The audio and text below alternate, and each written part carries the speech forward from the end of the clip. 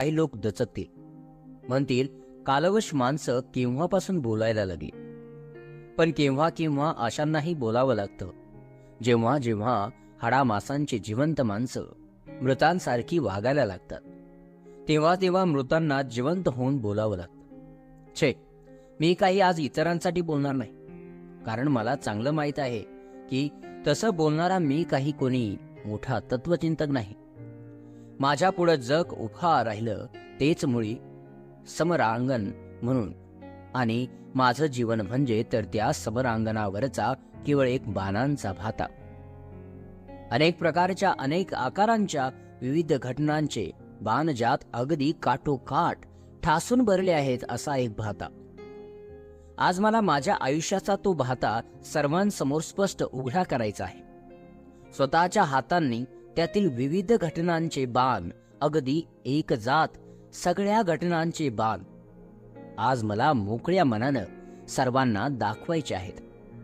आपल्या दिव्य पात्यांनी तळपणारे, आपल्या बांधीव आणि आकर्षक आकारानं चटकन डोळ्यात भरणारे, तसेच मोडलेल्या शेपटामुळे केविलवाने दिसणारे आणि ठिकठिकाणी तुटलेल्या पात्यांमुळे उघडे बोडके कसे तरीच कलाहीन वाटणारे अगदी सर्वच्या सर्व बाण, आणि तेही जसेच्या तसे आज मला सर्वांना दाखवायचे आहेत.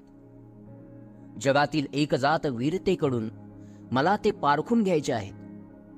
धरणी तलावरील यच्चयावत मातृत्वाकडून आज मला त्याचं खरंखुरं मोल ठरवून घ्यायचं आहे.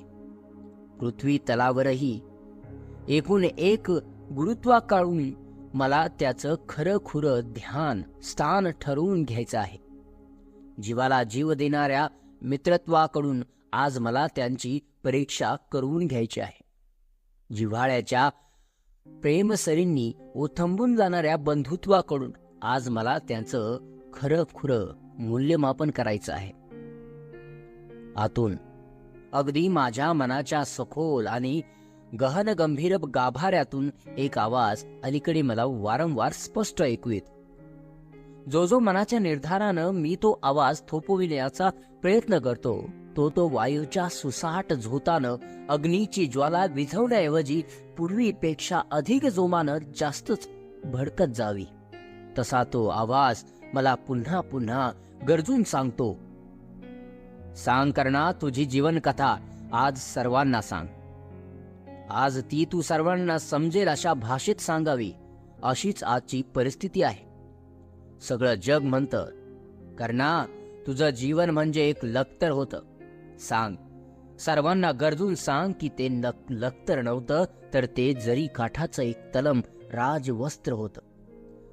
केवळ परिस्थितीच्या निर्दय काटेरी कुंपणात अडकून त्याच्या सहस्त्र चिंध्या झाल्या. ज्याला मिळेल त्यानं त्या आपल्या वेशीवर हव्या तशा टांगल्या, आणि तरीही तुला त्या राजवस्त्राचा एवढा अभिमान का वाटतो? कुठल्या तरी अडगळीत सुंदर संदुकेच्या तळाशी पडून राहणाऱ्या नव्या कोऱ्या आणि अखंड राजवस्त्रापेक्षा अकराळ विक्राळ तांडव करणाऱ्या काळाच्या झंझावाताशी केवळ एकाकीपणानं झुंजताना फाटून गेलेलं तुझं ते राजवस्त्र कमी मोलाचं होतं काय? ते आज सर्वांना नीट डोळे उघडून ठेवून पाहू दे, नीट कान उघडे ठेवून ऐकू दे.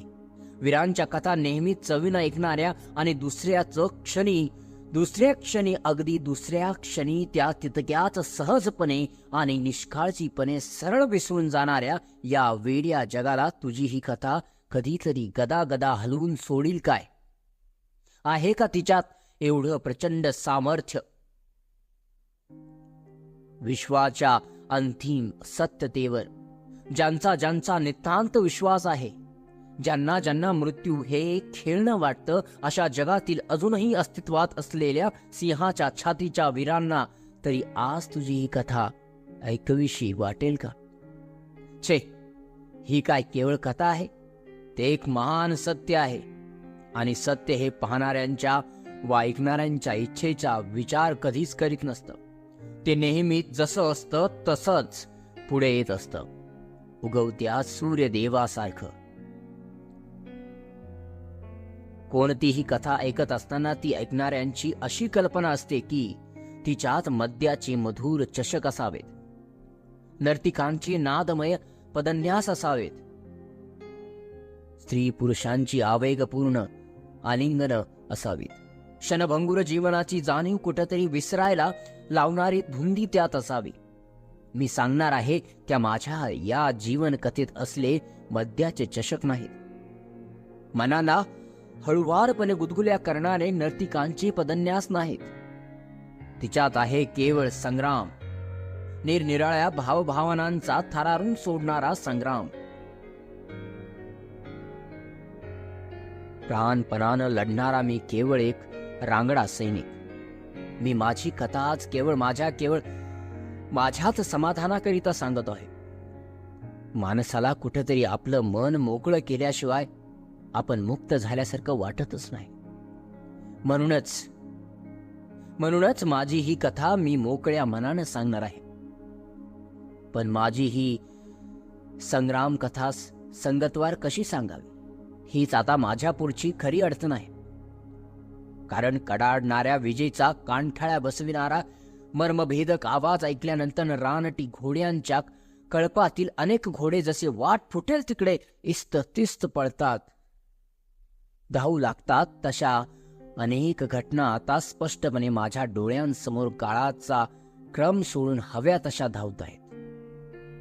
त्यांची संगतवार रचना कशी करावी ते माझं मलाच आता सुचेनासं झालं आहे. का कुणास ठाऊक, पण यावेळी पुन्हा पुन्हा माझ्या डोळ्यांसमोर उभी आहे ती गंगा मातीच्या पवित्र आणि रमणीय तीरावर वसलेली चंपानगरी. चंपानगरी हे माझ्या जीवनसरितेतील मला आवडणारं सर्वात सुबक असं वळण आहे. त्या नगरीच्या नुसत्या आठवणीबरोबर माझ्या स्मृतीचं अरण्य एकदम चाळवलं जातं आणि घटनांच्या हरणांचे कळपच्या कळप धपाधप उड्या घेत धावू लागतात. कुणी म्हणतात आठवणी म्हणजे मोरपिसांसारख्या असतात, तर कुणी म्हणतात त्या बकुल फुलांसारख्या आपला सुगंध मागं दरवळ ठेवणाऱ्या असतात. पण मला मात्र ते कधीच पटत नाही. आठवणी या नेहमीच हत्तीच्या पायांसारख्या असतात. ते आपला खोलवर असा ठसा मनाच्या खोलवर भूमीवर मागं ठेवूनच जातात. निदान माझ्या सर्व आठवणी तरी या अशाच आहेत. चंपानगरी हा माझ्या जीवनाच्या मरुभूमीवरील काळाच्या गजराजानं उठविलेला एक असाच खोलवर आणि स्पष्ट असा ठसा आहे. माझ्या जीवन प्रवासातील हे सर्वात शांतनी हवहवस वाटणारं आश्रयस्थान आहे. काही लोक जीवनाला मंदिर म्हणतात. मला माहीत आहे माझं जीवन तसं मंदिर मुळीच नाही, आणि असलंच तर चंपानगरी ही त्या मंदिरातील सर्वात मंजूळ अशी एकमेव घंटा आहे. गंगा मातेच्या विशाल आणि रमणीय किनाऱ्यावर बसलेलं ते एक छोटंसं गाव आहे. आहे कसलं होतं. लतावृक्षांनी आणि पशुपक्ष्यांनी बहरून गेलेल्या निसर्ग देवतेच्या कुशीत पहुडलेलं माझं ते चिमुकलं गाव चंपानगर.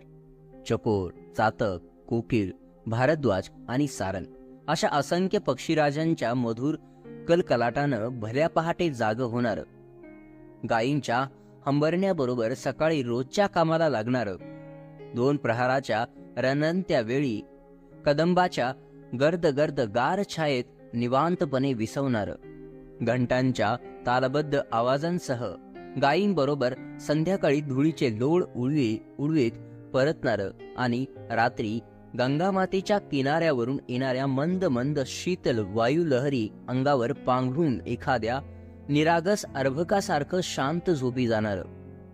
इथं या चंपानगरीत माझं ते रम्य बालपण गेलं. हो, अक्षरशः गेलंच.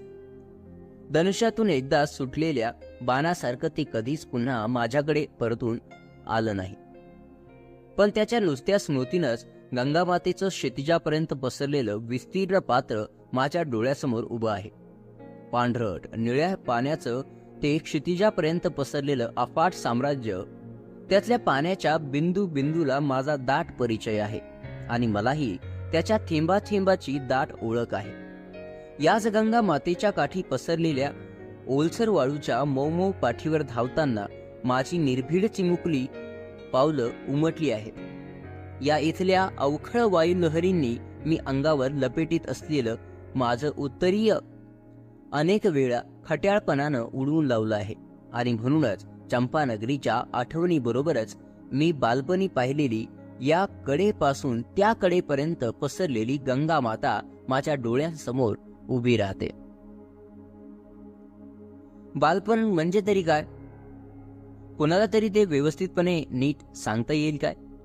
अनेक लोक अनेक कल्पनांनी त्याचं वर्णन करतात, पण मला म्हणाल तर ते नेहमीच रथासारखं वाटत आलं आहे।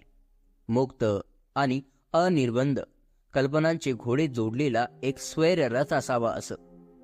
दूरवर दिसणारं गंगेचं पाणी खरोखरच कुठंतरी निळ्या भोर आकाशाला टेकलं आहे काय हे पाहण्यासाठी तो रथ तिच्या अगणित लाटांवरून फेरफटका मारून क्षणात क्षितिजापर्यंतची धाव करून येई।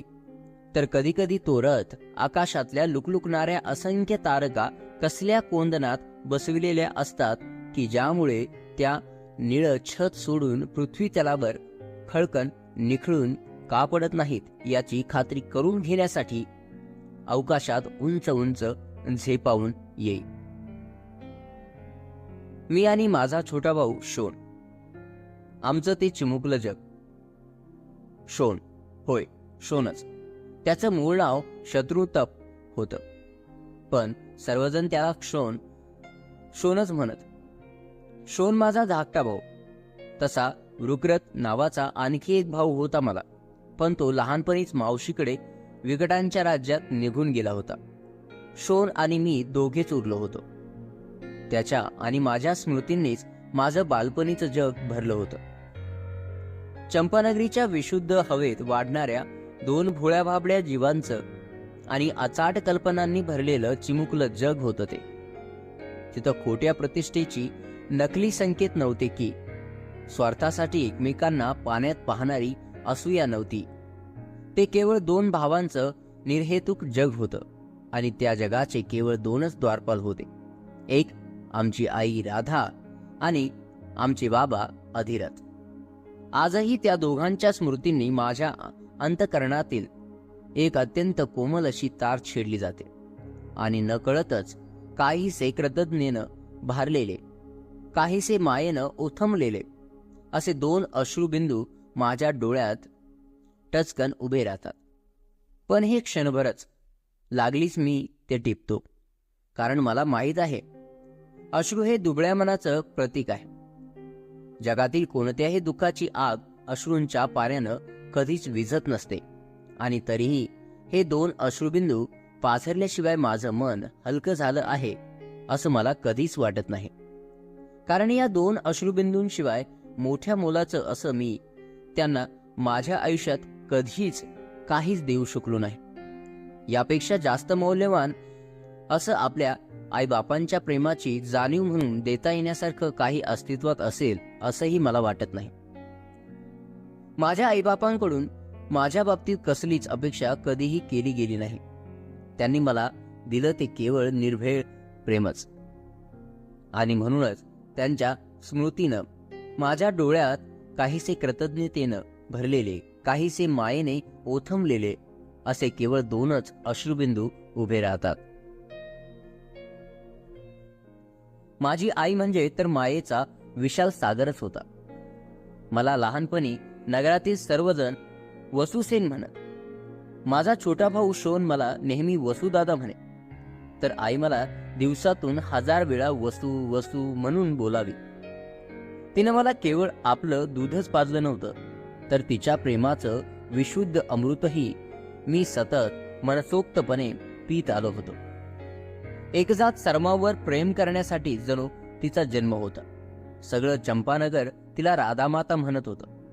सर्वांसाठी अविरत कष्ट आणि पोटी अमाप माया, यामुळे तिचा शब्द कधीच खाली पडत नव्हता। माझ्या कानात जन्मजातच 2 कुंडलं होती, त्यांची ती नगरातील लोकांशी बोलताना अनेक वेळा चर्चा करी। मी क्षणभर जरी दृष्टीआड झालो तरी तिचा जीव घाबरा होई, कासावीस होई। शेजाऱ्यांकडे जाऊन ती मला शोधण्याचा प्रयत्न करी. घटका मला समोर बसून माझ्या कानातील कुंडलांकडे स्वतःला विसरून उगाच एकटक पाहत बसे. अनेक वेळा माझ्या मस्तकावरून हात फिरून ती मला प्रेमानं म्हणे, वसू, गंगेच्या बाजूला कधीच जायचं नाही. का नाही जायचं? मी विचारी. हे बघ, वडील माणसांचं ऐकावं. जाऊ नको म्हटलं की जाऊ नये आपण. किती भित्री आहेस ग तू. अगं, काय होतंय गेलं तर? नाही रे वसू. मला एकदम जवळ ओढून घेत माझ्या केसांतून आपली लांबडी बोट फिरवीत ती मला विचारी, वसू, मी तुला आवडते की नाही? हो, म्हणून मी मान डोलावी. माझ्या कानातील लयीत डोलणाऱ्या कुंडलाकडे कौतुकानं पाहत ती म्हणे, मग माझी आज्ञा समजून जायचं नाही कधी गंगेकडे. ती कौतुकानं पाहत ती म्हणे, मग माझी आज्ञा समजून जायचं नाहीस कधी गंगेकडे. ती मला कळवळून सांगे.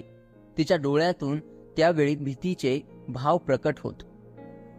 तिला बरं वाटावं म्हणून मी म्हणे, तू म्हणतेस तर नाही जाणार. मग तर झालं. ते ऐकताच आत्यंतिक प्रेमानं ती मला एकदम जवळ ओढून घे आणि कडकडून मिठी मारे. माझ्या मस्तकाचे नि कानाचे पटापट मुके घे. मला त्यावेळी वाटे की आपण असंच तिच्या कुशीत कायमच घुसमटत राहावं. तिच्या कुशीत राहूनच मी विचार करी, गंगामातेच्या पाण्याला आईनं एवढं का बरं घाबरावं? आणि मला तर गंगामातेच्या पाण्याची अनिवार्य ओढ होती. तिच्या लपलपणाऱ्या असंख्य लाटांशी घटका बोलत बसणं हा माझा सर्वात आवडता छंद होता. आईला तो कळला असता तर मला शोधित ती नक्कीच सरळ गंगेच्या किनाऱ्यापर्यंत आली असती. छे, काही झालं तरी आपण नेहमी नदी किनाऱ्यावर जातो हे हिला कधीच समजता कामा नये.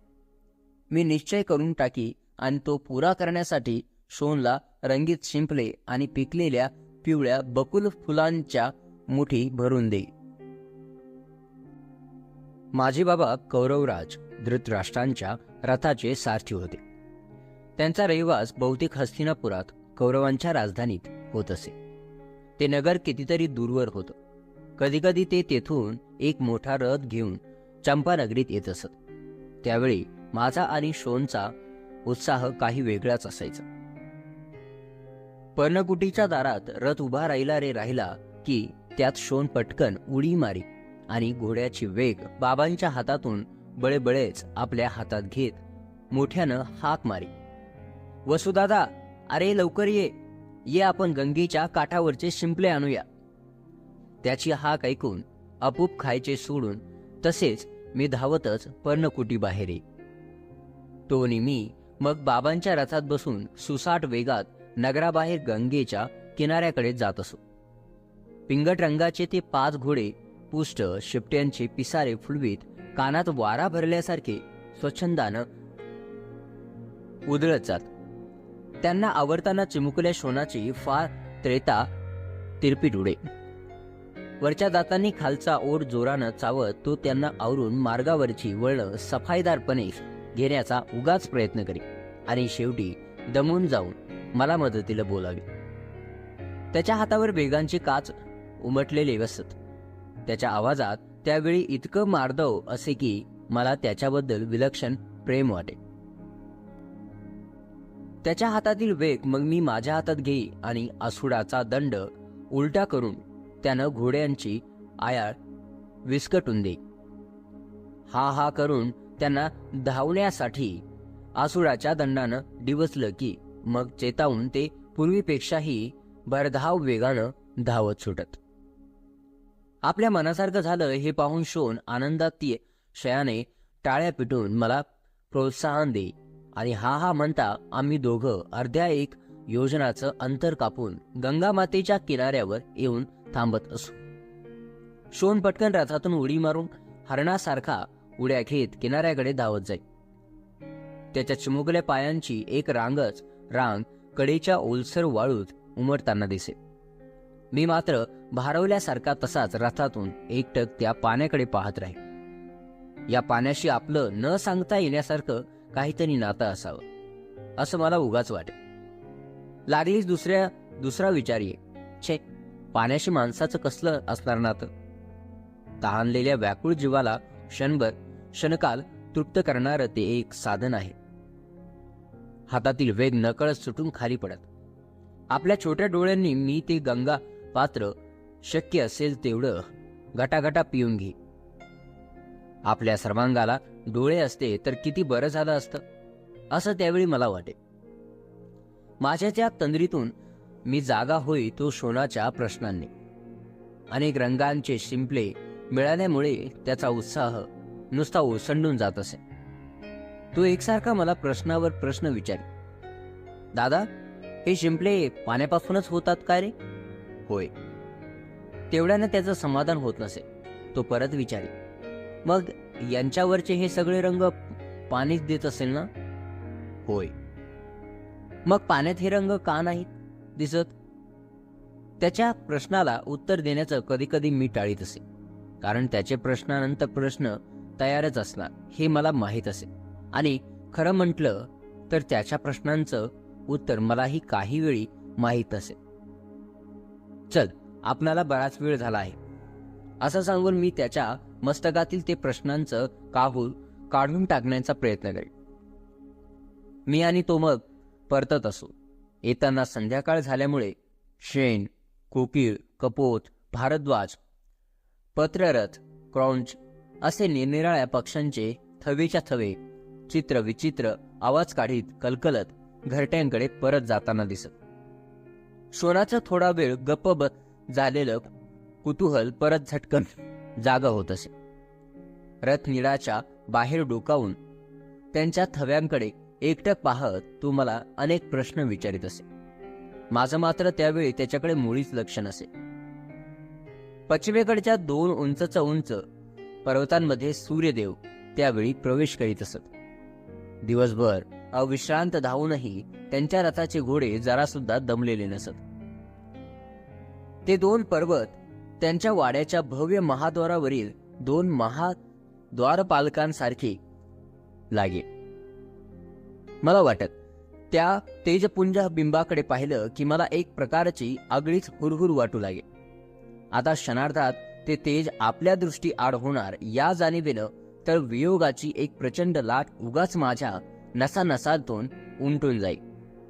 मी एकटक त्या बिंबाकडे पाहि. शोन मला गदागदा हलवून आकाशातून रोरावत जाणाऱ्या गरुड पक्ष्यांचा थवा दाखवी.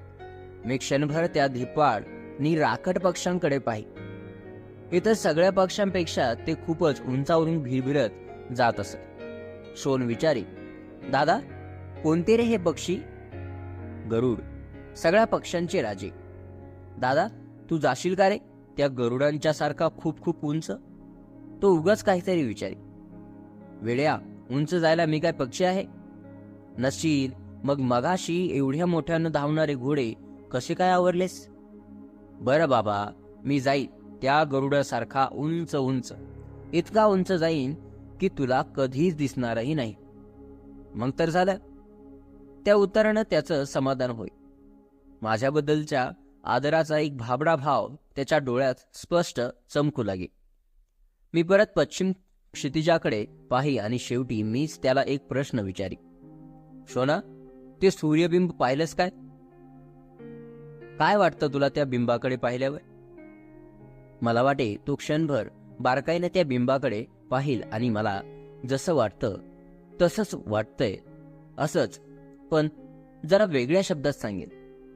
पण तो सूर्याकडे पाहू लागला की त्याचे चिमुकले डोळे त्या तेजानं एकदम मिटत आणि थोड्या वेळानं माझ्या कानांकडे डोळे चोळीत पाहत तो झटकन म्हणे, तुझ्या चेहऱ्यासारखं वाटतंय ते. मी माझ्या कानांना हात लावी. 2 मासल कुंडल हाताला लागत. माझ्या जन्मापासूनच ती होती म्हणे. श्वानाची तक्रार सुरू होई. आईची तुझ्यावरच जास्त माया आहे बघ, म्हणूनच तिनं तुलाच तेवढी कुंडलं दिली आहेत. मला कुठं दिली आहेत ती कुंडलं? त्याच्या त्या उद्गारांनी मी क्षणभर विचारात पडे. परत एकदा पश्चिमेकडच्या डोळ्याआड होऊ पाहणाऱ्या त्या तेजस्वी बिंबाकडे मी बारकाईनं एकटक पाहि. माझ्या छोट्या मनात भावनांची हलकल्लोळ माजत. एका हातानं घोड्यांचे वेग आवरीत, शोनाची दृष्टी चुकवून दृष्टीआड होणाऱ्या त्या तेजाला मी दुसऱ्या हातानं निरोप दे. मनात एक वेगळ्याच प्रकारची हुरहुर लागे. आपल्या जवळचं काहीतरी आता दूर दूर जात आहे असं वाटे. आवेगानं मी हातातील आसुडाचा एक जबरदस्त फटकारा घोड्यांच्या पाठीवर ओढी. आपले खूर झाडीत मार्गावरची धूळ उडवी ते किंकाळत वायू वेगानं धावू लागत. जवळ बसलेल्या शोन, धावणारे घोडे, माग पडणारे अशोक, ताल, किंशुक, मधुक, पाटल, तमाल, कदंब, शाल, सांतवन यांचे उंच उंच गर्द पानावळीचे वृक्ष यापैकी कशाचंच मला भान नसे. केवळ समोरचा सरपटत माग जाणारा मार्ग आणि त्यावरची वळणं तेवढीच दिसत. माझ्या मनात एक विचार तरळून जाई. माग पडणाऱ्या या मार्गाबरोबरच मी प्रकाशाच्या साम्राज्यातून कुठंतरी अंधाराच्या भयान समुद्राकडे जातो आहे. आता रात्रीच्या 12 घटका अशाच एकाएकीपणात जाणार असं वाटे. पर्णकुटीत आपल्याबरोबर शोन आपल्याकडील रंगबेरंगी शिंपल्यांची कमाई मोठ्या उत्साहानं आईला दाखवी. त्याचं कौतुक करीत आई मला विचारी, वसू, तू रे काय आणलंस? प्रथम मी गोंधळून जाई. काय उत्तर द्यावं ते मला चटकन समजत नसे, कारण मी काहीच आणलेलं नसे. कसं तरी स्वतःला सावरून मी म्हणत असे, मी शोनला परत आणलंय हेच मोठं समज आई. अगं, हा तिथंच बसला असता रात्रभर शिंपले गोळा करीत. हो हो हो, तर तू आणलंस काय रे मला? मीच आणलंय ग आई याला परत. नाहीतर हाच तिथं बसला असता सकाळपर्यंत त्या सूर्यबिंबाची वाट बघत. शोन मान वेळावून आपली बाजू मांडी. आई माझ्याकडे बारकाईनं पाहू लागेल. माझ्या चेहऱ्याकडे तिने इतकं निरखून का पाहावं तेच मला समजत नसे. मी तेथून सरळ बाहेर ये. आमच्या पर्णकुटीत बाबांनी आणलेली अनेक प्रकारांची, अनेक आकारांची धनुष्य होती. का पुन्हाच ठाऊक, पण जेव्हा मी पहिल्या प्रथम त्यातील एक धनुष्य पाहिलं तेव्हा त्याबद्दल मला वाटलेलं आकर्षण विलक्षण होतं. त्याची कपोताच्या मानेसारखी वळण घेतलेली धनुकली नी नुसतं नखांनी छेडलं तरी झणकार करणारी प्रत्यंचा मला अतिशय आवडली होती. बाबांच्या हातातून जवळजवळ मी ते हिसकावूनच घेतलं. हातात ते नाचवीत, उड्या मारीत अंगणात घोड्याच्या शेपटीशी खेळत असलेल्या शोनाजवळ मी क्षणात आलो. तो घोड्याच्या शेपटीच्या झुपकेदार गोंड्यातील चमकदार नी लांब केस काढण्यात गुंतला होता. काहीतरी गुणगुणत होता. त्याला ते धनुष्य दाखवीत मी म्हणालो, शोन, हे बघ आपलं खेळणं. आता घोड्याचे केस उपटायचं सोडून दे. आतापासून आपला नवा खेळ सुरू.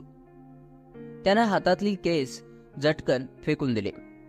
बघू बघू म्हणत मोठ्या उत्सुकतेनं तो नाचतच माझ्याजवळ आला. माझ्या हातातील धनुष्य त्याने आपल्या हातात घेतलं आणि डोळे मोठे करून तो म्हणाला, बरंच जड आहे की रे हे. हट, हे कसलं जड? आण इकडे आणि आतून एक बाण घेऊन ये. मी त्याला बाण आणायला पिटाळलं.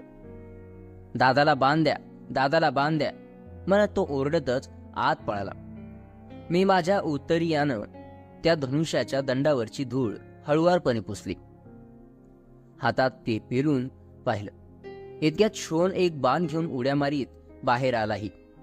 माझ्या हातात तो देऊन समोरच्या वडाच्या झाडाकडे बोट दाखवीत म्हणाला, दादा, मार बघू त्या झाडात हा बाण.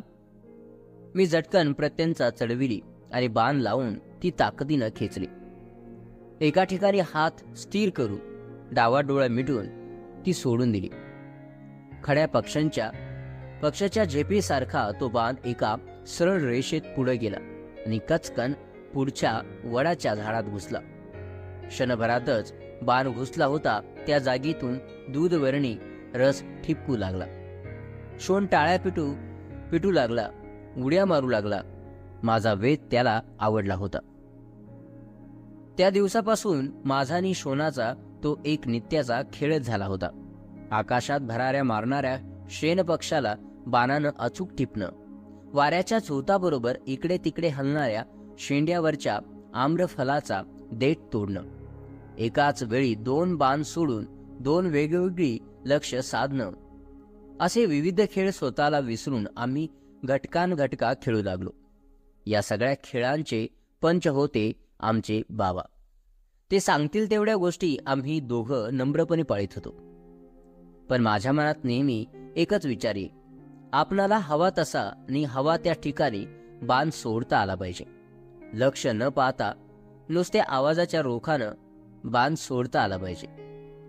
साळींदर प्राणी जसा आपल्या संरक्षणासाठी आपल्या अंगावरील 100-200 नलिका एकाच वेळी सोडू शकतो, तसं आपणालाही असंख्य बाण एकाच वेळी सोडता आले पाहिजेत. स्वप्न म्हणजे काय आहे हे कुणाला तरी व्यवस्थित सांगता येईल काय? मला तरी ते अतृप्त मनाच्या इच्छा पुरवणाऱ्या कल्पवृक्षासारखं वाटतं. कारण त्या दिवशी रात्री माझ्या स्वप्नात अनेक धनुष्य नाचत होती. फुलांनी सजविलेली, वळणदार आकाराची, टणक पण लवचिक धनुकलींची अशी अनेक धनुष्य मी एकामागून एक अशी हाताळीत होतो. दिसेल त्या वस्तूवर एकामागोमाग एक असे अचूक बाण सटासट टाकीत होतो. स्वतःच्या लक्षभेदावर स्वतःच खुश होत आनंदानं टाळ्या पिटीतच मी जागा झालो होतो. एके दिवशी सकाळी मी आणि शोन नगराजवळच्या अरण्यात रथासाठी लागणारी किकर वृक्षाची कठीण आणि टिकाऊ अशी लाकडं आणण्यासाठी गेलो होतो. शोन तर त्या दिवशी फारच आनंदात होता. अरण्यात फिरायला मिळणं हे त्याच्या दृष्टीनं फारच भाग्याची गोष्ट. तिथल्या अनेक पक्ष्यांचे निरनिराळे मंजूळ आवाज, झाडांच्या फांद्यांची एकमेकांवर घासून होणारी करकर, झऱ्यांची नाजूक खळखळ, प्रचंड वृक्षांच्या आधारानं वर चढणाऱ्या वेलींची अविरत सळसळ, या सगळ्यांबद्दल त्याला एक वेगळंच आकर्षण होतं. त्याचं वर्णन न थकता तो घटका करी. मला मात्र अरण्यात जाणं तितकंसं आवडत नसे, कारण तिथं सूर्यदेवाचं ओझरतही दर्शन होत नसे. मग माझं मन उगाचच अस्वस्थ होई. तिथं उगाचच कोंदटल्यासारखं वाटे. शक्य तितक्या लवकर मी तिथून बाहेर पडण्याचा विचार करी. मोकळ्या पठारावर आल्यावर मगच मला जरा हलकं आणि मोकळं वाटे. आदित्य नारायणाचं दर्शन घेतल्यावर तर माझा सगळा क्षीण कुठल्या कुठं क्षणात दूर पळून जाई. त्या दिवशी किकराचीच लाकडं घेऊन आम्ही नेहमीप्रमाणे परतलो. अरण्याबाहेर लवकर जाण्यासाठी मी झपाझप पावलं उचलू लागलो. शोन माझ्या मागोमाग येतच होता. जवळच्या एका मोकळ्या पठारावर आल्यावर मी थांबलो. खांद्यावरची लाकडं एका झाडाच्या बुंध्याला टेकून ठेवीत शोननं तोंडावरचा घाम उत्तरीयानं पुसला. समोरच्या इस्तस्तः वाढलेल्या शराच्या कुरणात गव्या म्हशींचा एक काळ्या पांढऱ्या रंगाचा कळप चरत होता.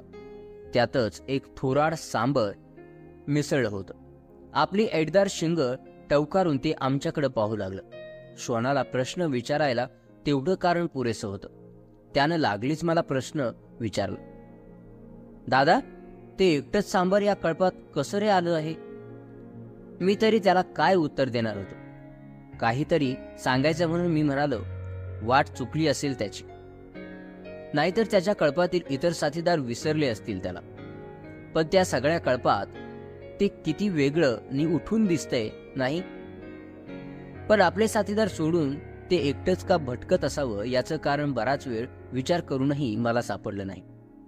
त्या सांबराकडे पाहतच आम्ही पुढचा मार्ग धरला. मला त्या सांबराची ऐटदार शिंग फारच आवडली होती. मी जाता जाता सहज कानांना हात लावला. मांसल कुंडल हाताला लागली. मीही त्या ऐटदार सांबरासारखा दिसत असेल का या माझ्या कुंडलामुळे? एक विचार माझ्या मनात तरळून गेला. तसं कुंडलांविषयी मी अनेक वेळा आईला खोदून विचारलं होतं, पण तिला कधीच त्याबद्दल नीट उत्तर देता आलं नाही. एकदा तर मी तिला स्पष्टच विचारलं होतं, शोन आणि मी सख्खे भाऊ आहोत, मग त्याला का नाहीत कुंडल? क्षणभर भेदरलेल्या डोळ्यांनी माझ्या कुंडलांकडे पाहत ती गप्पच बसली आणि मग भानावर येत म्हणाली, ते मला विचारू नकोस, तुझ्या तातांना विचार. हे सांगताना ती गोंधळली होती. मी तसाच बाबांच्याकडे गेलो. त्यांनाही मी तोच प्रश्न विचारला, पण त्यांनी अगदी विचित्र उत्तर दिलं. ते म्हणाले, गंगा मातेलाच विचार त्याचं कारण, तीच कधीतरी तुला त्याचं उत्तर देईल. मी विचार करू लागलो, गंगा माता याचं उत्तर कसं बरं देईल? नदीला का कधीतरी बोलता येईल? छे, ही मोठी माणसं अशी का वागतात? लहानांशी ती असं का बोलतात? त्या दिवशी संध्याकाळी सगळ्यांची दृष्टी चुकून मी एकटाच गंगामातेच्या काठावर जाऊन बसलो. येणाऱ्या तिच्या प्रत्येक लाटेला मी प्रश्न विचारला. एकट्या माझ्याच कानात कुंडल का? पण एकही लाट माझ्या त्या प्रश्नांचं उत्तर काही देऊ शकली नाही. जगातील सगळीच मोठी माणसं फसवी असतात असं त्या दिवशी मला वाटलं. लहानांना अज्ञानात ठेवणं एवढंच ती करीत असावी, नाहीतर मग एवढी मोठी गंगामाता गप्प कशी? दुसऱ्या दिवशी संध्याकाळी धनुष्यानं खेळताना मी तोच प्रश्न श्वानाला विचारला. श्वाना, खरं खरं सांग, तुला तुला का नाही कुंडलं? त्यानं दिलेलं उत्तर ऐकून मी तर स्तब्धच झालो. तो म्हणाला, मलाही ते माहीत नाही. मला तुझी कुंडलं मात्र फार फार आवडतात. रात्री तू झोपलेला असतोस त्यावेळी तर ती मंद मंद झगमगत असतात. त्यांचा निळसर प्रकाश तुझ्या तामसर गालावर पडलेला असतो. उगवतीच्या किरणात नुकत्याच उमललेल्या सुवर्ण कमळासारखी दिसते तेव्हा तुझी चर्या. मी अवाक होऊन त्याच्याकडे पाहू लागलो. तो खोटं बोलत नव्हता आणि माझ्या बाबतीत तर ते कधीच शक्य नव्हतं. माझ्या मनात एकदम अनेक प्रश्नांचं काहूर उठलं. इतर कुणालाही नव्हती अशी माझ्या कानात 2 मांसल कुंडलं होती. इतकंच नव्हे तर ती प्रकाशात होती. मलाच ती का मिळाली होती? कोण आहे मी? श्वानाचे दोन्ही खांदे गदागदा हलवीत मी त्याला कळवळून विचारलं, शोन, कोण आहे मी? माझ्या डोलणाऱ्या कुंडलाकडे शांतपणे डोळाभर पाहत तो निरागसपणे मला म्हणाला, माझा मोठा भाऊ वसुदादा. त्याचे खांदे मी तसेच झटकून दिले. त्याच्या उत्तरानं माझं समाधान झालं नव्हतं. मी समोर पाहिलं. सूर्यनारायण आपल्या असंख्य कुंचल्यांनी आकाशाचं छत नानाविध रंगात रंगवीत अदृश्य होत होते आणि माझ्या मनात कुंडलांचं कुतूहल दाटत होतं. त्या रात्री काही केल्या मला झोप येईना. कुतूहल हे अवखळ घोड्यासारखं असतं. संयमाचे कितीही वेग लावले तरी ते धावतच सुटतं. या कुशीवरून त्या कुशीवर असा सारखा मी तळमळत होतो. एकच एक प्रश्न पुन्हा पुन्हा सारखा माझ्या डोळ्यांसमोर नाचू लागला.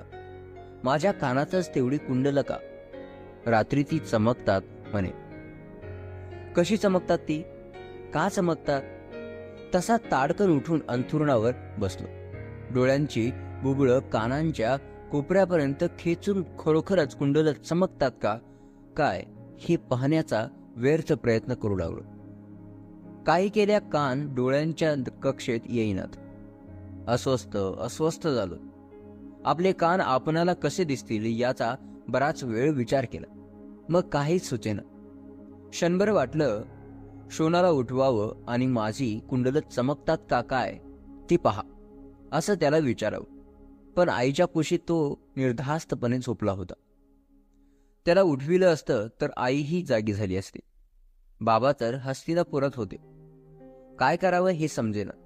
इतक्यात मला बाबांचे शब्द आठवले, गंगा माताच तुला त्याचं कधीतरी उत्तर दे.